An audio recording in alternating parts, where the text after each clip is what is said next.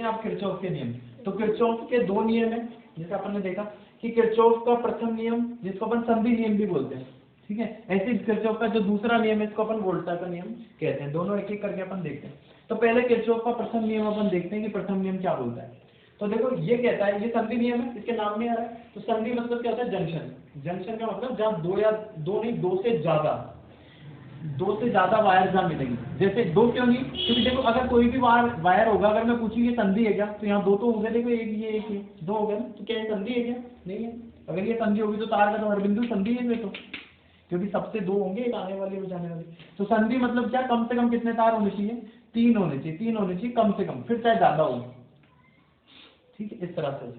तो ये संधि नियम क्या बोलता है कि यदि किसी परिपथ में भी जहाँ तीन या तीन से ज्यादा वायर है, या कह दो से ज्यादा वायर है, वो किसी बिंदु पर मिल रहे हैं। देखो यहाँ एक तार यहाँ आया, एक तार यहाँ से आया, एक तार यहाँ से, एक तार यहाँ से, एक तार यहाँ से, और ये इस बिंदु पर मिल रहे हैं। तो ये बिंदु कौन सा बिंदु है, ये हमारे है संधि बिंदु, ये इसका जंक्शन है, संधि बिंदु। अब इस पे तार मिल रहे हैं परिपथ में, तो परिपथ में जब तार मिल रहे हैं तो देखो कुछ धारा तो ऐसी होगी जो इस बिंदु की तरफ आ रही है, देखो ये आ रही है ना इस बिंदु की तरफ।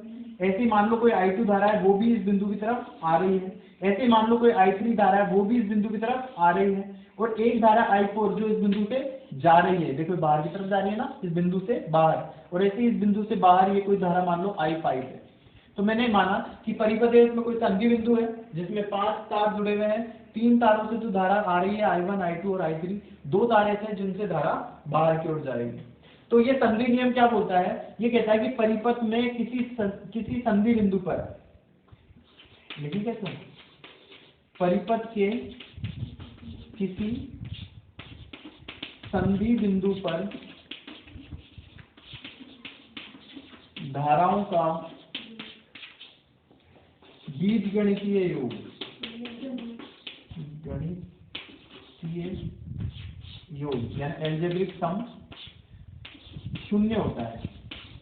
धाराओं का बीजगणितीय योग शून्य। तो बीजगणित का मतलब क्या होता है कि जो धारा आ रही होगी उसको प्लस में ले लेंगे और जो धारा जा रही है उसको माइनस में ले लेंगे। तो बीजगणितीय योग में समेशन करेंगे जब, यानी I का, तो वो किसके बराबर आएगा, 0 के बराबर आएगा। अब यहाँ देखो इस नियम में देखो, I1 धारा इस बिंदु में आ रही है तो इसको अपन लेंगे प्लस में, I2 धारा आ रही है तो इसको भी लेंगे प्लस में, I3 धारा भी इस बिंदु के अंदर आ रही है तो इसको लेंगे प्लस में, I4 धारा बाहर जा रही है तो क्या में लेंगे, माइनस में, और I5 धारा भी बाहर जा रही है तो इसको क्या में लेंगे, माइनस में। तो ये सबका जोड़ किसके बराबर आ गया, 0। देखो कुछ के आगे हमने प्लस लगाया, कुछ के आगे माइनस लगाया, क्यों, क्योंकि जो आ रही थी उसके आगे प्लस लगाया, जो जा रही है उसके आगे माइनस लगाया। इसी को बोलते हैं बीजगणितीय योग। एक तो सिंपल जोड़ होता है जो सबके आगे प्लस ही लगेगा, है ना, और ये हमारा बीजगणितीय है। इसमें अपन को ये भी देखना है, दिशाओं का मेन ध्यान रखना है कि धारा आ रही है या जा रही है, उस हिसाब से प्लस या माइनस आएगा।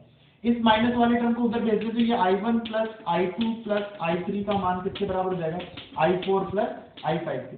ये है संधि बिंदु पर कुल आने वाली धारा है, और ये है संधि बिंदु से कुल बाहर जाने वाली धारा है। तो इसी नियम को अपन एक परिभाषा और दे सकते हैं कि परिपथ के किसी संधि बिंदु पर कुल आने वाली धाराओं का योग उस बिंदु से कुल जाने वाली धाराओं के योग के बराबर होता है। ये हमारे कौन सा हो गया, किरचॉफ का प्रथम नियम या संधि नियम। संधि नियम क्या बोला, क्योंकि ये संधि पे लागू होता है, और पहला नियम है पहला, तो फर्स्ट लॉ दिया तो उसका नाम फर्स्ट लॉ है। तो ये इस तरह से ये नियम हमारे हो गया, ये कंप्लीट हो गया। आगे समझ में, नेक्स्ट बढ़े, दूसरा देखें। अब किरचॉफ का दूसरा नियम क्या बोलता है, और दूसरे नियम को वोल्टा नियम कहते हैं। देखो पहला नियम करंट पर लग गया, तो दूसरा नियम वोल्टा पर। ये जो है ये ओपन सर्किट पे लगा, इसमें पूरा परिपथ बंद होने की जरूरत नहीं है। हमको तो संधि बिंदु देखना है और ये देखना है उसमें कितनी धाराएं आ रही है और कितनी जा रही है। कुल आने वाली कुल जाने वाली धाराओं का योग बराबर होगा, इतना है। अब किरचॉफ का जो दूसरा नियम है, पहली बात तो ये बंद परिपथ में लगता है, इसके लिए हमेशा सर्किट बंद होना चाहिए, ठीक है। वोल्टा नियम लगता कैसे है, तो एक में परिपथ मान लेता हूँ कोई सा भी, तो एक परिपथ अपन मान लेते हैं, ये लो, ये बैटरी का प्लस है, ये माइनस है, ये कोई बैटरी है जिसका E1 विद्युत वाहक बल है, ठीक है। यहाँ कोई प्रतिरोध लगा हुआ है, माना R1 है, यहाँ कोई दूसरा प्रतिरोध लगा हुआ है, माना R2 है, और यहाँ से इसको फिर से बंद कर दिया। यहाँ एक और बैटरी लगी हुई है जिसका मान E2 है विद्युत वाहक बल, ये प्लस और माइनस टर्मिनल, और इस परिपथ को मैंने बंद कर दिया। देखो ये वोल्टा का नियम है, तो पहली बात बंद परिपथ में लगेगा, तो हमने एक बंद परिपथ मान लिया, ठीक है।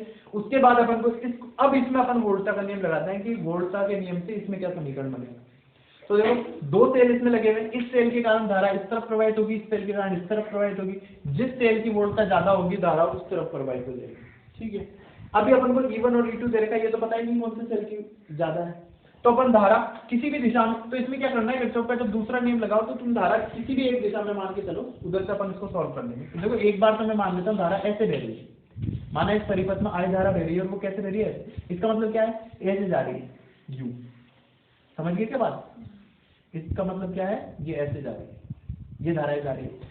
इस पर अपन वोल्टा का नियम लगाते हैं। तो वोल्टा का नियम क्या बोलता है, जैसे इसमें था परिपथ के किसी संधि बिंदु पर धाराओं का बीजगणितीय योग शून्य होता है, तो ये परिपथ के संधि बिंदु पर था, इसमें क्या लिखेंगे, परिपथ के किसी पाश पर, पाश को इंग्लिश में बोलते हैं लूप। लूप का क्या मतलब होता है, लूप का मतलब एक बंद परिपथ, ऐसे जहां से शुरू हो रहा है वापस उसी बिंदु पर आकर मिल जाए, इसको अपन क्या बोलते हैं, पाश या लूप। तो परिपथ के किसी लूप में वोल्टाओं का बीजगणितीय योग,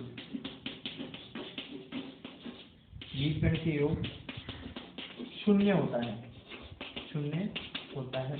परिपथ के किसी पाश पे वोल्टाओं का बीजगणितीय योग शून्य होता है। ये संधि बिंदु पर धाराओं का बीजगणितीय योग शून्य होता है, यहाँ पर किसी पाश में वोल्टाओं का बीजगणितीय योग शून्य होता है। तो ठीक है, इसमें वोल्टाओं का बीजगणितीय योग निकालते हैं। हमने धारा एक मान ली कि माना इस दिशा में धारा प्रवाहित हो रही है और धारा का मान कितना है, I है। अब इसमें देखो नियम क्या ध्यान में रखना कि धारा, जैसे मैं यहाँ चार डायग्राम बना देता हूँ, जैसे मान लो कोई प्रतिरोध है R, ठीक है, इसमें धारा इस दिशा में प्रवाहित हो रही है, ये किसकी दिशा है, धारा की दिशा है। तो पहला सिरा बन जाएगा प्लस, दूसरा सिरा बन जाएगा माइनस, समझ गए बात को। अगर मान लो ये कोई प्रतिरोध है R, इसमें धारा इस तरफ प्रवाहित हो रही है, तो इसका कौन सा सिरा प्लस बनेगा, ये वाला, और माइनस कौन सा बनेगा, ये वाला। समझ गए क्या बात, किसी भी प्रतिरोध से जब धारा प्रवाहित हो रही है तो पहला सिरा बनेगा प्लस, दूसरा बनेगा माइनस। इधर से प्रवाहित हो रही है तो ये बनेगा प्लस और ये बनेगा माइनस। एक नियम तो ये ध्यान में रखना। दूसरा नियम क्या ध्यान में रखोगे कि जैसे ये कोई बैटरी जुड़ी हुई है, इसमें मान लो धारा इस तरफ आ रही है, इस तरफ आ रही है ना, प्लस से माइनस, तो धारा जब यूं आ रही है तो ये बैटरी के प्लस वाले से पहले मिल रही है कि माइनस वाले से मिल रही है, बताओ यहाँ से आते हो प्लस वाले से, तो इसका मान क्या होगा, पॉजिटिव। और मान लो यही बैटरी है और धारा इस तरफ आ रही है, तो इस तरफ इधर से आते हुए धारा पहले प्लस से मिल रही है माइनस से, माइनस, तो ये क्या बन जाएगा, नेगेटिव। इन चार बातों को ध्यान में रखोगे तो वोल्ट का नियम लग जाएगा। एक तो देखो प्रतिरोध में जब धारा जाएगी तो इसमें तो जहां यूं जा रही है तो पहला प्लस माइनस, इधर से आ रही है तो वो प्लस ये माइनस। दूसरा बैटरी में क्या ध्यान रखना है कि इधर से जा रही है तो पहले प्लस से मिली तो प्लस, और उधर से आ रही है पहले माइनस से मिली तो माइनस। ये चार बातें ध्यान में रख लोगे, इन चार को मैं मिटा दूं, है ना, और इसको सॉल्व करते हैं। इन चारों को बना लेना और फिर इसको सॉल्व करते हैं।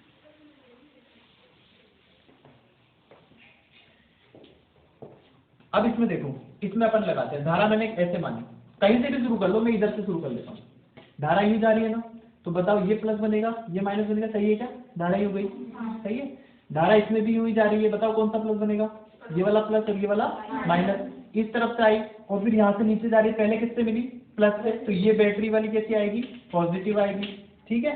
फिर यहाँ से जा रही है, यहाँ से जा रही है और यहाँ माइनस से मिली, तो ये क्या बनेगा, नेगेटिव, और फिर वापस यहाँ गई है प्लस माइनस, सही है क्या। ऐसे धारा को घुमा दोगे, ये पूरा बन गया तुमसे। अब वोल्टा का बीजगणितीय योग शून्य करो, तो देखो इस पर वोल्टा, इस पर वोल्टा निकालो, तो V बराबर क्या होता है, IR, तो धारा कितनी जा रही है I, और रेजिस्टेंस कितना है R2, तो ये हो गया I गुना R2। इस पर वोल्टा हो गई, इस पर वोल्टा कितनी है प्लस, तो इस पर वोल्टा वही I करंट और रेजिस्टेंस कितना है R1, ये हो गई। इधर आ जाओ, इसकी वोल्टा कितनी है, तो E1 थी और उसको कैसा लेना है, पॉजिटिव, तो प्लस का E हो गया, E1 हो गया। फिर आगे आओ, ये E2 क्या आएगा, नेगेटिव, तो माइनस का E2 और बराबर 0। तो ये हमारे पास आंसर हो गया कि I इसको R1 प्लस R2 बराबर, इसको उधर भेज देंगे तो E2 माइनस E1। ये हमारे पास क्या लग गया, वोल्टा का नियम। बस यही है इसका वोल्टा का नियम। ये अपन ने कौन सी स्थिति ली थी, जब अपन ने धारा को ऐसे माना। अगर धारा को ऐसे मान लोगे तो भी निकल जाएगा। एक और करके देखिए इसी के साथ। देखो अब की बार अपन क्या मान रहे हैं, एक और कर लेते हैं। इसमें धारा को इस डायरेक्शन में मान रहे, ठीक है, धारा को अपन किस डायरेक्शन मान ली, इस डायरेक्शन में मान ली।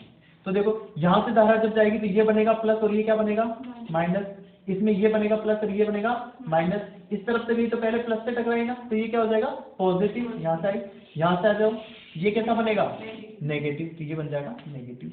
इसमें लगा दो वोल्टा का नियम।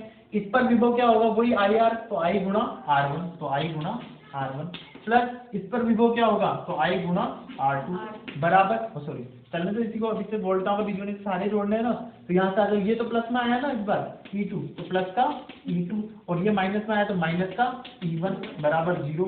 तो इसमें वो लिख दो, I कॉमन ले लिया, R1 प्लस R2 बराबर आ गया E1 माइनस E2, ये हो गया आंसर। ऐसे भी ले लो। तो इस तरह से ये अपन ने वोल्टा का नियम लगाया। लग जाएगा वोल्टा का नियम, सिंपल है। केवल अपन को दो चीज ध्यान रखें, प्रतिरोध में तो शुरुआत में प्लस आएगा, बाद में माइनस आएगा, जिस डायरेक्शन में भी जाओगे। बैटरी में कैसा आएगा, जिस टर्मिनल से पहले मिले प्लस से मिल गए अगर करंट की दिशा में जाते हैं तो पॉजिटिव, और माइनस से मिल गए तो नेगेटिव। इस तरह के ये दोनों नियम आएंगे। देखो इस नियम में यहाँ E2 माइनस E1 आ रहा है। जब अपन ने करंट को ऐसे माना था ना, तो क्या आ रहा है, E2 माइनस E1। E2 बड़ा है, E1 छोटा है। तो देखो E2 बड़ा, E1 छोटा होगा, तो ये बड़ा होगा तो इसी के कारण करंट जाएगी ना, तो अपने आप ही ये डायरेक्शन आ गई। यहाँ E1 माइनस E2 आ रहा है ना, इसमें से ये घटा है, तो E1 बड़ा है, E2 छोटा है, तो ये बड़ा है तो अपने आप ही इस तरफ डायरेक्शन आ गई। देखो यही सीन है, तो ये ऑटोमेटिक निकल जाएगी। हमें केवल ये ध्यान में रखना है कि किसी भी एक डायरेक्शन में मान लो, दोनों तरफ से गलत नहीं होगा, किसी भी एक डायरेक्शन में करंट मान लिया हमने और फिर उसके लिए सॉल्व कर दिया, तो ये अपने पास वोल्टा का नियम है। तो इस तरह से अपन ने आज फिर से दोनों नियम देख लिए। पहला नियम जिसको अपन संधि नियम बोलते हैं, करंट के लिए कुल आने वाली धाराओं का योग कुल जाने वाली धाराओं के योग के बराबर होगा। दूसरा वोल्टा का नियम, तो वोल्टा के नियम में अपन ने देख लिया कि वोल्टाओं का बीजगणित योग शून्य होगा। ये खुले परिपथ पे लगता है, ये बंद परिपथ पे, इसमें बंद होना जरूरी है, तभी तो धारा को घुमाओगे पूरे में। अगर परिपथ खुला है, यहाँ तोड़ दोगे इसको, तो करंट तो जाएगी नहीं, करंट जाएगी नहीं ना, इसलिए तो वोल्टा का नियम बंद परिपथ में लगता है, खुले परिपथ में लगता है। हो गया दोनों नियम। कुछ पूछना है तो पूछ लो इसमें।